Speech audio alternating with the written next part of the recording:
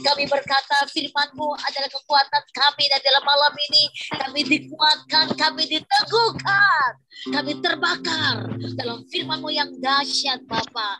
Dan hamba berdoa, tajamkan telinga roh kami, tajamkan mata roh kami, apa yang kami dengar, apa yang kami baca, kami nangkap berkali-kali, karena kekuatan roh nyata di dalam kami. Berfirmanlah Bapa, kami siap menangkap pesan roh itu. Haleluya, amin, amin.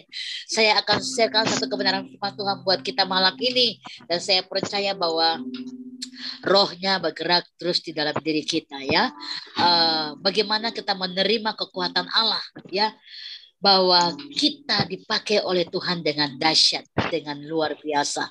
Kita ada di hati Tuhan ya, kita ada di hati Tuhan. Dan ini kebenaran yang akan saya sharekan buat kita ya. Kita menerima kekuatan dari Tuhan. Kita diberikan Tuhan kuasa. Ya. Kenapa? Satu hal yang kita harus paham dan kita harus ambil dan alami dulu, bahwa pastikan saudara dan saya ada di hati Tuhan.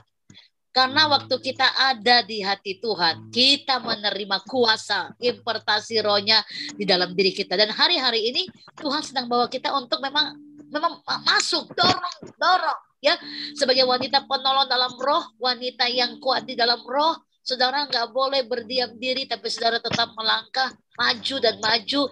Dan berapapun harga bayar, engkau harus percaya bahwa roh Tuhan terlalu kuat dalam saudara, sehingga tidak bisa untuk mundur. Tapi sebaliknya berjalan maju dalam pergerakan roh yang luar biasa. Amin ya. Saya ada di hati Tuhan. Katakan bersama-sama, saya ada di hati Tuhan. Ya, ini paling penting. Nah, kita belajar melihat sebentar bagaimana Daud diberikan Tuhan kuasa. Ada kemenangan yang terjadi di sini. Kenapa? Karena Daud bisa menang atas Goliat. Tentu bukan kemenangan yang instan. Kita harus tahu bahwa ikut Tuhan juga bukan instan. Kita mau terima kuasa dari Tuhan, nggak instan, saudara. Tuhan lihat kita, apakah kita ada di hati Tuhan. Malam ini kita sudah speak bless, perkatakan bahwa kita ada di hati Tuhan. Dan orang yang ada di hati Tuhan itu, dia takut berbuat dosa. Dia takut berbuat dosa. Dia takut melakukan sesuatu yang Tuhan nggak berkenan di hati Tuhan. Ya. Nah, oleh karena itu, cerita Daud ini kita semua tahu. Tapi pelajaran paling penting adalah bahwa Daud menang itu bukan instan. Karena Daud telah melakukan segala macam persiapan yang panjang. Panjang, saudara. Yang panjang, saudara. Ya, kita tahu bahwa kakak-kakaknya ada di rumah, tapi dia disuruh ayahnya harus mengembalakan kambing domba. Dia harus jaga ternaknya daripada musuh-musuh yang memang bukan secara daging dia bisa lawan. Karena musuh itu adalah binatang buas. Binatang buas yang begitu mengerikan. Tetapi dengan persiapan yang panjang di ladang inilah awal akhirnya Tuhan memakai dia. Kenapa? Ini menarik karena di tengah-tengah persiapan-persiapan yang Tuhan izinkan, rupanya Daud selalu bermain kecapi, saudara. Bermain kecapi ini melambangkan bahwa Daud menaruh hati Daud memuliakan Tuhan. Ini menarik. Kalau kita menaruh hati kita terus memuliakan Tuhan, ini adalah bagian terpenting, fondasi awal untuk ada di hati Tuhan. Ya, nah dimulai dari kesetiaannya menjaga kawanan kambing domba yang tidak lebih dari 3 ekor doang. Tapi dia berani melawan singa yang mengganggu ternaknya. Ya, dalam firman Tuhan ini dijelaskan di situ. Satu wanitanya Allah, silakan ada yang buka firman ini dan dibaca ya. 1 Samuel 17 ayat 34 sampai 37 yang sudah mendapatkan. Ada beberapa wanita, satu orang satu ayat ya. Silakan dibaca ya. Di-unmute dulu, dibuka suaranya. 1 Samuel ayat 17 ayat 34. Demikian firman Tuhan. Tetapi Daud berkata kepada Saul, hambamu ini biasanya mengembalakan kambing domba ayahnya. Apabila datang singa atau beruang yang menerkam seekor domba dari kawanannya, maka aku mengejarnya, menghajarnya dan melepaskan domba itu dari mulutnya. Kemudian apabila ia berdiri menyerang aku, maka aku menangkap janggutnya, lalu menghajarnya dan membunuhnya. Baik singa maupun beruang telah dihajar oleh hambamu ini. Dan orang Filistin yang tidak bersunat itu, ia akan sama seperti salah satu daripada binatang itu, karena ia telah mencemooh barisan daripada Allah yang hidup. Pula kata Daud, Tuhan yang telah melepaskan aku dari cakar singa dan dari cakar beruang, dia juga akan melepaskan aku dari tangan orang Filistin itu. Kata Saul kepada Daud, pergilah, menyertai.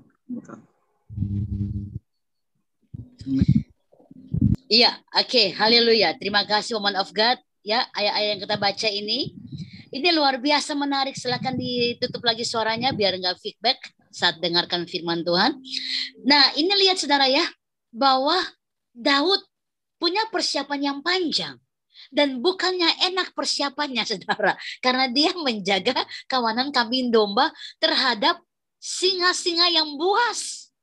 Tapi rupanya dalam menghadapi singa-singa itu, disitulah Tuhan menggagahkan kondisi tubuhnya, instingnya, ya, dan tentu kepekaan roh. Karena kita berkata kesukaan dari Daud adalah merenungkan firman Tuhan dan memuliakan Tuhan.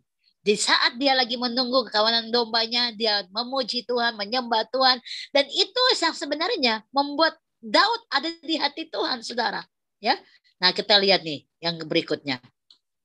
Daud mengingatkan kita untuk berhenti bermimpi meraih sukses dengan cara yang instan, ya saudara.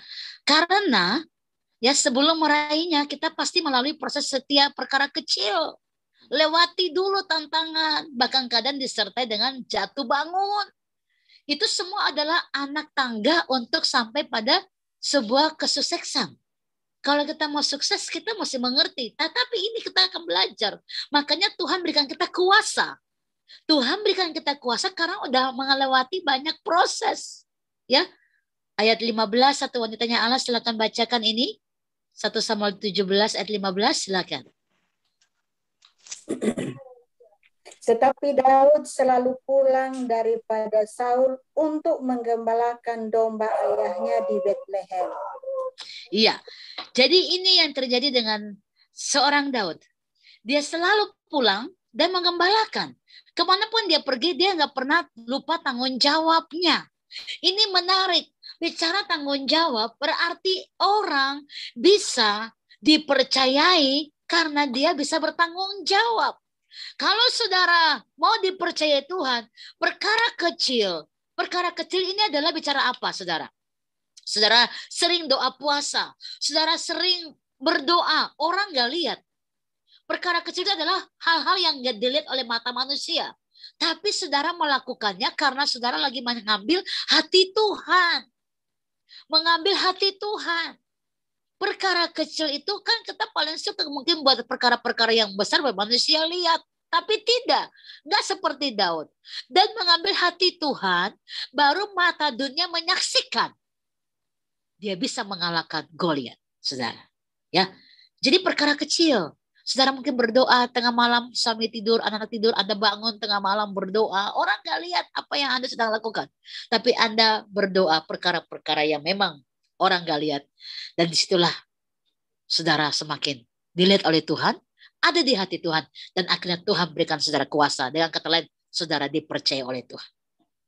Meskipun Daud sudah menjadi pemain kecapi di istana Saul, ya, tapi dia selalu pulang mengembalakan ternak. Ini namanya dia ngerti tanggung jawab roh. Tanggung jawab roh. Ada banyak kita mungkin saat sudah dipercayai sesuatu, kita lupa apa yang harus kita lakukan. Jangan berubah setia, saudara. Jangan berubah setia. Jangan berubah setia. Bulan Juni kita akan rakernas, rapat kerja nasional wanita seluruh Indonesia berkumpul dan mulai berdampak. Ya, hari-hari ini saya lihat ada yang semangat, ada yang mulai tidak semangat. Jangan berubah setiamu kepada Tuhan. Karena Tuhan selalu mau pakai orang-orang yang memang terbuka hati, haus dan lapar, ingin bilang Tuhan ini aku, pakai aku, dan dia bawa saudara tembus dari batas-batas kemustahilan. Ini dahsyat sekali. Ada banyak rahasia ilahi yang saya nggak bisa bersaksi di sini. Hanya saya, only my own. Hanya jiwa roh saya yang tahu dengan Tuhan. Ada banyak kesaksian roh yang Tuhan buat terhadap saya. Janji Allah yang begitu dahsyat. Dan saya tahu kalau Tuhan buat itu karena Tuhan melihat setia saya. Tidak ada yang berubah. Sedikit sehasta pun gak bisa ada yang berubah. Hati saya dengan Tuhan tidak bisa diubah oleh situasi, kondisi apapun. Ya, ini yang Tuhan lihat. Semakin Anda semakin berjuang dalam roh, setia dengan Tuhan, Anda akan lihat Tuhan pakai Anda dengan luar biasa. Wow, my God. Thank you, Lord Jesus. Thank you, God. We love you, Jesus. Haleluya. Nah, kita lihat, saudara. Padahal kalau mau dibilang, ya, cuma 2-3 ekor ini, dia nggak perlu perhatikan dong. Ya kan? Cuma 2-3 ekor. Mungkin dia suruh dia punya kakak-kakak atau saudara yang lain. Atau dia minta temannya untuk jaga. Ini yang saya mau bilang. Setiap perkara kecil, baru kita dikasih yang besar. Waktu saya dapat misi Tuhan harus ke NTT, saudara. Saya tahu saya sedang menaruh satu pesan roh di atas sebuah hati yang sebenarnya tidak siap. Hati yang memang lagi punya banyak masalah istilahnya. Karena Ibu Eri waktu itu punya banyak masalah persoalan.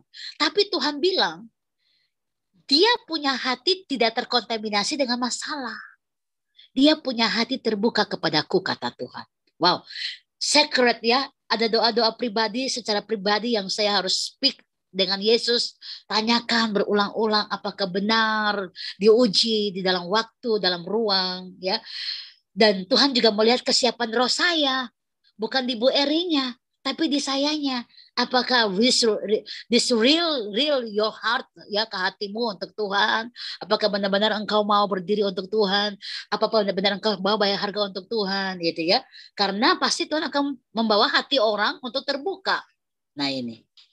Jadi saya mulai ada banyak secret yang Tuhan buat dalam roh saya. Ada banyak rahasia-rahasia yang saya nggak bisa ungkapkan di sini. Itu hanya my own jiwa saya dengan Tuhan saya, saudara. Nah, Daud ini mengalami ini. Walaupun dia sudah di istana raja, tapi dia nggak pernah lupa. Ada sebuah tanggung jawab yang dimana dia harus pulang dan tetap mengembalakan kambing dombanya. Jangan sampai ini yang terjadi, saudara. Jabatan, ya, kekayaan, popularitas membuat kita lupa dari mana kita berasal untuk mengucap syukur dan tetap rendah hati. Wanitanya Allah semua yang ada di dalam kawal Indonesia, yang ada di Zoom ini, semakin Tuhan percayakan saudara, dikasih tanggung jawab, sebagai A, sebagai B, semakin Anda rendahkan hati, tunjukkan kerendahan hatimu, supaya Tuhan semakin pakai Anda lebih tinggi lagi dalam rencananya. Karena itu adalah kunci saudara dipakai dan dipercaya banyak perkara yang besar. Semakin engkau dipercaya sesuatu, semakin engkau rendah hati dan berkata, Tuhan, aku hanya hamba-Mu, jadilah padaku seperti yang Kau kehendaki. Semakin Tuhan akan bawa saudara lebih lagi untuk kemuliaan nama Tuhan. Ya, ini penting untuk kita belajar malam ini. Dan yang berikut kita lihat, Stefanus, ya, berasal dari kata Stefanas yang artinya mahkota. Stefanus mendapatkan mahkota pujian dari orang-orang sekitarnya sebagai orang yang penuh dengan iman, kuasa, karunia dalam Roh Kudus. Ya, ada yang baca silakan Kisah 6 ayat 5 dan 8. Silakan dibuka Woman of God dan dibaca ayat ini. Kisah Para Rasul ayat 6, pasal 6 ayat 5. Usul itu diterima baik oleh seluruh jemaat. Lalu mereka memilih Stefanus, seorang yang penuh iman dan Roh Kudus, dan Filipus, Prokorus, Nikanor Timon, Parmenas, dan Nikolaus, seorang penganut agama Yahudi dan Antiokhia. Mereka itu dihadapkan kepada rasul-rasul, lalu rasul-rasul itu pun berdoa dan meletakkan tangannya di atas mereka. Firman Allah makin tersebar dan jumlah murid di Yerusalem makin bertambah banyak, juga sejumlah besar imam menyerahkan diri dan percaya. Amin. 8. Dan Stefanus yang penuh dengan karunia dan kuasa mengadakan mukjizat dan tanda-tanda di antara orang banyak. Amin. Amin, haleluya. Nah, ada cerita yang menarik di sini bagaimana Tuhan memakai Stefanus dengan cara yang ajaib Tapi dia melewati banyak proses juga yang kita tahu itu membuat dia semakin murni ya di dalam Tuhan ya. Makanya kita mesti mengerti perjuangan kita bukan melawan darah dan daging. Jadi kalau saudara masih mengekspos daging saudara terhadap masalah, terhadap hal-hal dunia, saudara ketinggalan. Tuhan bergerak dengan cepat dan tepat di akhir zaman. Kita harus menerima kuasa ya. Makanya saya selalu bilang ibu-ibu yang bergerak untuk Tuhan, gonta-ganti pengurus itu hal biasa. Dalam sebuah pekerjaan roh yang tidak setia, ya Tuhan pasti akan melepaskan gitu. Tapi yang setia akan berdiri dan dipakai Tuhan semakin luar biasa. Ya. Jadi apa yang kita harus mengerti? Yang Tuhan mau adalah sikap hati yang setia. Ya, ada orang tinggalkan pelayanan oleh karena jabatan. Tinggalkan panggilan dikawal oleh karena jabatan yang lain. Ini mengerikan sekali. Saudara, setia. Dan harus yakin saya dipanggil di mana. Tuhan panggil saya, Tuhan mau saya seperti apa. Mari belajar untuk melakukan perkara-perkara yang besar di dalam Yesus. Jangan mencari perkara-perkara yang dilihat oleh manusia. Gampang nanti akan jatuh dan hancur dan selesai. Saudara, ya. Ingat di akhir zaman wanitanya Allah, kita semua. Mari wanita Kristen, siapapun Anda yang Kristen istilahnya. Harus bangkit kepada Tuhan, bilang Tuhan ini aku, pakailah aku dan dandanilah aku. Biarlah dikawal aku semakin mengenal Engkau dan aku bisa menolong suamiku dalam pelayanan, menolong jemaat-jemaat Tuhan dalam pelayanan, menolong jiwa-jiwa yang lain dalam pelayanan. Karena dikawal ini kita dipersiapkan dalam roh, saudara. Kekayaan spiritual itu terisi penuh di dalam kawal ini. Kita mengalami sesuatu yang berbeda. Sehingga Anda bisa berdiri untuk Tuhan. Ada banyak pengurus kawal ini, maaf kata, bukan dari orang-orang yang luar biasa, tanda kutip. Karena kebanyakan mereka nggak bisa berbicara. Mereka berdiri depan orang aja, mereka gemetar, saudara. Nggak fasih lidah. Mungkin sama seperti Musa bilang, kenapa aku yang dipilih? Aku nggak fasih lidah. Ada kakakku yang pintar berbicara. Harun, kenapa aku? Nah ini saudara. Dan mereka mengalami Tuhan dikawal. Karena memang betul Tuhan yang punya kita. Dia mengubah semua yang tidak bisa menjadi bisa. Salah satu hal adalah kita belajar setia perkara kecil. Supaya Tuhan pakai kita perkara-perkara yang besar dalam rencananya. Ini adalah poin penting ya. Jadi pengurus-pengurus yang hadir juga malam ini. Mari rapatkan barisan lebih jauh lagi. Ya. Lebih jauh lagi untuk dasar dan pergerakan Tuhan yang hebat, yang besar. Karena Tuhan membawa kita dengan dahsyat, ya. Dan ibu-ibu yang lainnya akan ikut juga di acara Oktober di Israel, ya. Ada good news karena kita akan melayani bersama teman-teman kawal yang ada di Israel. Ya, melayani Tuhan bersama-sama dengan mereka. Dan Tuhan mau buat sesuatu yang besar dalam roh kita. Mari kita melangkah dengan mata roh yang tajam. Ya. Kita percaya bahwa kita mesti tetap berjuang, bertahan, dan bergerak dalam iman karena ada mahkota yang menanti kita. Yes, amin ya. Nah kita lihat yang berikut. Cerita ini menarik buat kita kalau kita mau terima kuasa. Perjalanan hidup Yefta. We know that. Ya, seorang yang from zero to hero. Yefta ini seseorang yang bukan dari siapa-siapa, dari nol, menjadi seseorang yang menjadi pahlawan. Jadi saya pasti akan tetap bersukacita dan terus bersukacita kalau ada orang-orang yang Tuhan pakai akhirnya di garis depan. Bukan siapa-siapa. Dia orang yang tadi from zero to hero. Karena terlalu dahsyat perbuatan Tuhan. Terlalu dahsyat. Ya, dia sanggup melakukan perkara yang besar dalam diri kita. Mungkin kita sama. Saudara berkata, aku nggak pandai, aku nggak bisa, tapi percayalah, di akhir zaman Tuhan bawa tarik kita bergerak dengan cepat, sama seperti Tuhan menarik keluar siapa? Lot, ditarik saudara, ya. Tapi sayang, istrinya menjadi contoh terbesar buat para wanitanya Allah. Jangan hatimu melekat kepada harta benda, kamu akan mati sia-sia, ya. Kita belajar melihat bahwa Tuhan tarik kita bergerak untuk kita mengalami Dia dengan cara yang ajaib. Dia berasal dari siapa? Ya, Yefta berasal dari keturunan orang biasa yang dikucilkan dan ditinggalkan diabaikan oleh keluarga dan orang-orang Israel pada masa itu. Kebayang nggak? Orang bilang udah jatuh ketimpa tangga, ketimpa apa lagi? Artinya nggak ada arti, ya. Tapi Tuhan angkat dia, ya. Pada akhirnya justru dia yang menjadi pahlawan membebaskan Israel dari tangan musuh. Dan di akhir zaman Tuhan bawa kita bergerak seperti ini, saudara. From zero to hero. Orang-orang yang bergerak dengan tajam, mata roh yang tajam. Tuhan bawa. Masih banyak tugas roh kita. Ya, kalau kemarin ke NTT aja rupanya masih ada banyak tempat yang haus dan lapar akan Tuhan. Kita baru di Kupang, kita baru di Soe, kita baru ada di Keva. Masih banyak tempat yang masih membutuhkan Tuhan. Wow, mari isi penuh tabung roh saudara. Dan biarlah Tuhan mengutus saudara membawa pembebasan bagi orang-orang yang terikat. Karena roh Allah ada dalam saudara. Haleluya, ya. Nah, kita lihat yang berikut ini. Ya, Tuhan pasti membuka pintu. Apa rahasianya?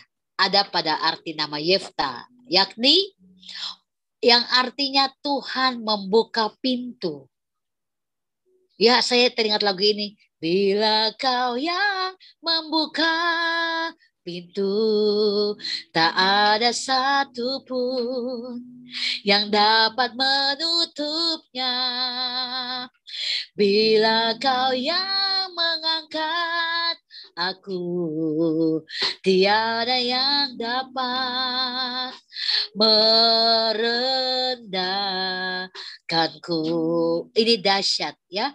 Kita mendengar kesaksian roh dari seorang Yefta. Kalau Tuhan sudah angkat, nggak ada yang bisa menurunkan. Kalau Tuhan sudah mengangkat, memulai, tidak ada yang bisa melepaskan. Saudara harus percaya, Tuhan yang angkat saudara, Tuhan yang memilih saudara. Berdirilah dengan dia, ya, dan engkau akan tetap melihat itu. Kita baca dalam Yesaya 22 ayat 23. Silakan seorang wanita bacakan ayat ini. Thank you, Lord. Yesaya 22 ayat yang ke-22. Silakan dibuka suara dan dibaca ayat ini.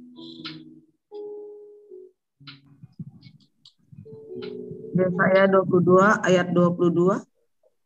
Aku akan menaruh kunci rumah Daud ke atas bahunya apabila ia membuka. Tidak ada yang dapat menutup, apabila ia menutup, tidak ada yang dapat membukanya. Amin. Haleluya. Ini perkataan roh malam ini. Saudara tangkap, saudara tangkap. Jika engkau sudah mulai dengan Tuhan, maka Tuhan akan menyelesaikan semua dengan engkau juga. Harus tangkap dalam roh, harus tangkap dalam roh. Jangan, no turning back. Jangan kembali ke belakang. No turning back. Jangan kembali ke belakang. Harus fokus sama Tuhan. Karena saudara ada dalam proyeknya Tuhan. Kita bergerak untuk Tuhan. Maka nanti Tuhan akan memberikan kita kuasa. Dan kuasa itu memberikan kita kemenangan yang dahsyat. Harus yakin di dalam nama Yesus. Tuhan yang bergerak dengan saudara. Dia bergerak di dalam engkau. Ya, jangan kecilkan Tuhan. Saya selalu bilang jangan kecilkan Tuhan yang besar dalam pikiran saudara yang kecil. Nggak bisa, saudara. Ya, harus amenkan di dalam nama Yesus bahwa saudara dipakai oleh Tuhan. Apabila Tuhan mengangkat engkau, gak ada yang bisa menurunkan. Apabila Tuhan mengutus engkau, tidak ada yang bisa membatalkan engkau. Harus amenkan. Semua angkat tangan kanan buat Yesus malam ini. Ikut perkataan saya, Tuhan Yesus, aku bersyukur engkau memilih aku. Biarlah roh-Mu meneguhkan aku, menguatkan aku, dan memberkati aku sebagai alat-Mu di akhir zaman. Dalam nama Yesus. Haleluya. Amin. Amin. Amin. Ya, kita harus percaya kalau Tuhan mengangkat kita, kita akan dipersiapkan dengan mata roh yang tajam. Segala perlengkapan itu akan Tuhan taruh bagi kita untuk bisa masuk ke dalam rencananya yang besar. Tinggal saudara melangkah dengan iman dan yakin. Tuhan membuka pintu seperti nama dari seorang Yefta. Ya. Nah, kita lihat Rasul Paulus berbagai macam penderitaan, pencobaan yang berat, ya, tetapi dia tetap bertahan, ya. Kenapa? Yang satu kesaksian rohnya, ya, dari kematian yang begitu ngeri, kata firman Allah ini, Ia telah dan akan menyelamatkan kami, karena kepadanya kami menaruh pengharapan kami bahwa ia akan menyelamatkan kami lagi. Oh my God, ya, ini merinding sekali ini ayat ini. Lihat ya, Paulus pernah mengalami sesuatu yang mengerikan dalam hidupnya. Tapi dia tahu tangan kuat Tuhan terlalu dahsyat. Maut gak bisa melepaskan dia dari kasih karunia Allah. Ini dahsyatnya seorang Daud. Kunci kemenangan Paulus adalah apa? Ya, tadi kita baca dari Daud, kemudian Yefta, ya. Sekarang kita lihat, kunci kemenangan Paulus adalah apa? Kata telah dan lagi itu artinya jika dahulu Tuhan pernah menolong. Saudara mungkin pernah ingat tahun berapa saudara pernah mengalami sesuatu yang wow, mengerikan, kata orang mengerikan, ya. Tetapi kata telah dan lagi artinya jika dahulu Tuhan pernah menolong, menjawab doa, memberi kelepasan, maka Tuhan juga akan melakukannya lagi dan lagi dan lagi pada hari ini dan seterusnya. Tuhan yang sama tidak berubah. Katakan amin, amin, amin, amin, amin. Engkau pernah mendengar dan melihat Tuhan pernah menjawab engkau tahun berapa? Ingat, Tuhan gak bisa berubah dengan situasi. Tuhan gak bisa berubah dengan keadaan. Dia tidak pernah berubah. Ya, tinggal sekarang rohmu. Justru yang lihat adalah rohmu. Apakah rohmu sudah mulai turun? Udah mulai biasa saja? Udah nggak ada rasa apa-apa? Nah, ini yang perlu saudara aminkan. Rohmu harus terbakar dalam Tuhan.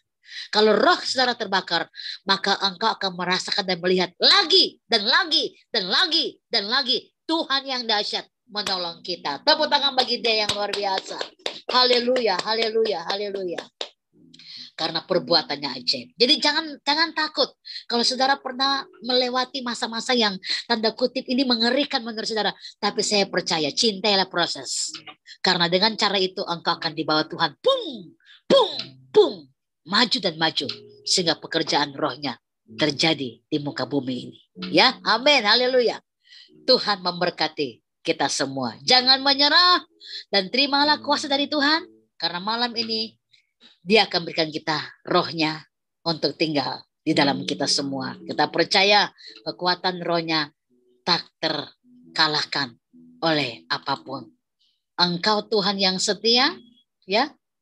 Kita naikkan pujian ini, satu-satu yang kita andalkan hanyalah Tuhan kita, ya. Satu-satu yang kita percaya hanyalah Tuhan kita. Bangun iman saudara, dan malam ini saya akan berdoa supaya engkau menerima kuasa dari Tuhan. Kuasa perkataan, ya. Saya bilang kalau ada kata-kata yang sia-sia, jangan ucapkan. Tapi soalnya kita kunci mulut kita, ya. Tapi dengan sikap dan perkataan kita bisa menangkan banyak orang di luar sana. Tapi keluarkanlah kata-kata yang meneguhkan, yang menguatkan. Jika memang Tuhan bawa mulut kita untuk membantu orang, membuat dia keluar dari kegelapan ke dalam terang Allah yang ajaib.